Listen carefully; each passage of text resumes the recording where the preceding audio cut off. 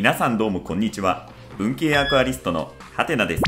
はい、ということで今回は日本一かっこいいアクアリウム部屋、その名もアクアトリエの進捗状況についてご紹介していきたいと思います。前回は 30% まで進んでおりましたが、今回でかなり進むと思います。ということでおなじみの開封映像からスタートしておりますが、これが届くのをずっと心待ちにしていました。注文から3週間経過して届いたのがこちらになります。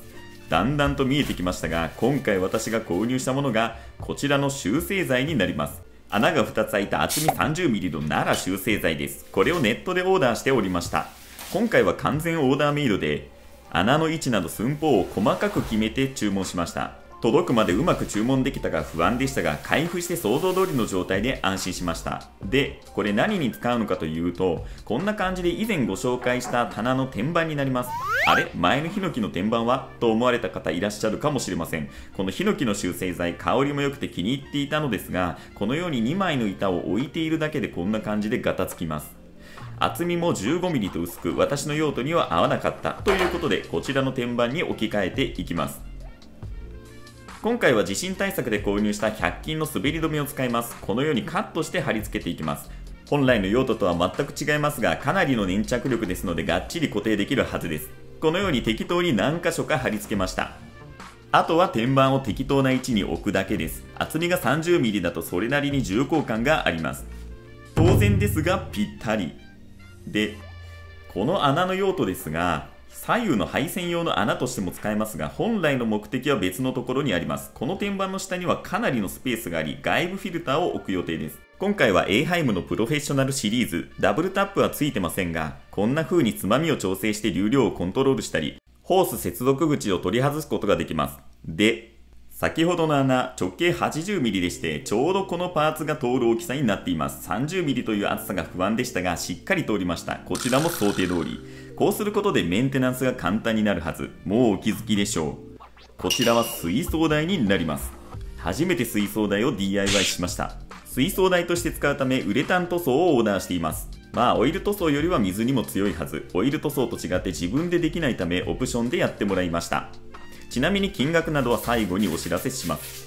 これで終わりではありません。さすがにこれだけで動画はきつい。実は購入したものはこれだけではありません。今回同時に購入したのがこちら。先ほどより小さいこちらの箱。まあ大体何が入っているかはわかると思いますが。そうです。こちらも奈良集成材になります。同じく厚さは 30mm ですが、先ほどのものとは違いがあります。先ほどとは違い、無塗装の切りっぱなしの集成材です。こんな感じで切りっぱなし。あれ？意外と滑らかな手触り。このまま塗装を施しても大丈夫なレベル。とはいえせっかくこちらを用意したので、より角を滑らかにしていきたいと思います。近所のホームセンターで購入した一番安い紙やすり。3種購入しましたが、240番ぐらいで十分削れそうです。最近 DIY 動画が多くなってる気がするんですが、個人的には DIY 動画をぼーっと眺めるのは結構好きです。皆さんもそんな感じで見てもらえたら嬉しいです。ヤスリがけって何か育ててる感じがして好きです。泥団子作ってる感じ？いや、古いか。まあ古いといえば皆さん使い古したソイルどうしてますか？私は庭に肥料がてら撒いてるんですが、これからもどんどん製造される古いソイルって廃棄に困っているのは私だけでしょうか？と話している間に角が取れてきました。今度は400番でより滑らかにしていきます。番手は2倍ぐらい上げていくのが目安らしい。ゴルフの番手のようにしっかり選んでいきましょう。繊細な作業がたまらなく楽しいですね。角だけでなく表面もより滑らかにしていきます。ちなみに節がある方が裏面になります。ただ今回の板はこの小さな節だけで表裏の差がほとんどありませんでした。今回のショップでは3面仕様か4面かを選べるようです。普通にデスクとかなら3面で十分です。いい感じに滑らかになりました。実はもう一つ購入したものがあります。総重量約 10kg。めっちゃおめえ。家の中でこんなことしているのが嫁にバレたらやばいです。作業工程を嫁に見せられないので一人で頑張りたいと思います。アクアリウムは共通の趣味の友人がいないのが難点。まあ私の子供を英才教育すればいいだけの話と言っている間に開封していますが、これも当然奈良集成材。この長さ 1800mm の板、皆さんこれなんだかわかりますか？そうです。これはデスクの天板です。今回は私、天板を3枚購入しました。こちらは先ほどまでと違って、こんな感じでサイドを加工してもらっています。オプションですが、こうするだけで雰囲気が出ますよね。加工の種類も豊富でかなり自由度が高かったです。そして反対側には2箇所このような切れ込みがケーブルの配線用ですね。10mm の切れ込みにしましたが、さすがに小さすぎた。こちらもまずはヤスリがけを、加工がされていないサイドをヤスっていきます。ささくれないよう角をしっかり落としておきます。さあ、それではいよいよ塗装です。使うのはこれだけ。まずはアルドボスという自然オイル塗料です。こちらのウエスで塗り込んでいきます。ウエスがなければいらない T シャツとかでもできるようです。こんな感じでウエスにオイルをつけ、薄く伸ばしていきます。オイル塗装は私のような素人でも簡単なのがいいですよね。コツとかはよくわかりませんが、オイルは一度につけすぎず、しっかり伸ばしていくことが大事な気がします。まあムラになっても2度塗りすれば大丈夫だと思います。細かいことを気にしないでできるのがオイル塗装の魅力ですよね。こうやって見ているとめっちゃ下手だな。よく DIY 動画とかを見てみると、微妙に塗り残しとかがあると結構モヤモヤしませんか？塗料が綺麗に乗っていく様がすっきりするんですが、カメラ越しだとめっちゃムラがありますね。まあこちらは裏面なのであまり気にせずいきます。それでもオイルを塗ると全く雰囲気が違いますね。裏面が終わったのでひっくり返します。こちらの表面は2度塗りを施しておきます。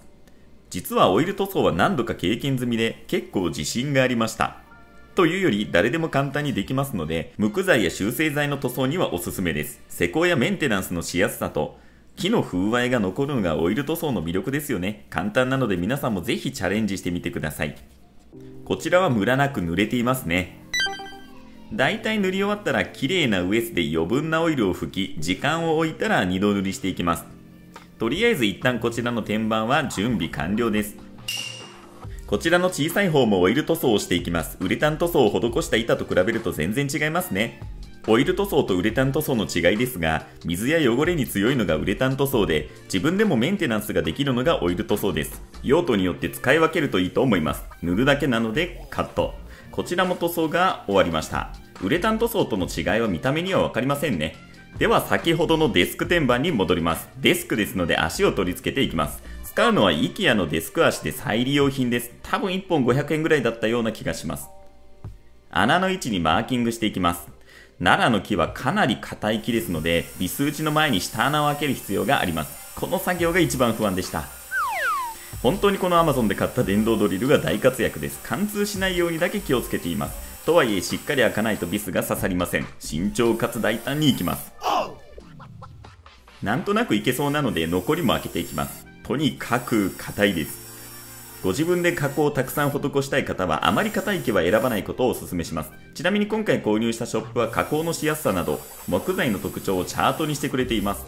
木材選びの参考になりますのでぜひご確認ください。概要欄にリンクを貼っておきたいと思います。だいたいいい感じに開いたのではないでしょうか。まあなんとなくいけそうな気がしてきました。それではビスを打ち込んでいきます。こういう時に作業台があったらいいなといつも思います。下に台がないため上から押さえつけてねじ込まないといけません。地面に置いてやっていれば楽だったかもしれませんね。ネジが途中で止まってしまいました。やっぱりまだ浅かった。下穴をやり直して再挑戦です。さらに深く穴を開けました。まあこれなら大丈夫そうですね。もう一箇所も同じように取り付けます。何度かやり直してようやく取り付けることができました。もうとにかく下穴が全てでしたね。ということで、ようやく設置作業になります。足は片側に2本取り付けています。なぜ2本なのかをこれを見ていただければわかるかと思います。実は反対側は棚を利用して足代わりにしています。そして小さい板の使い道はこちらの棚の天板になります。はい。ということで、完成しました。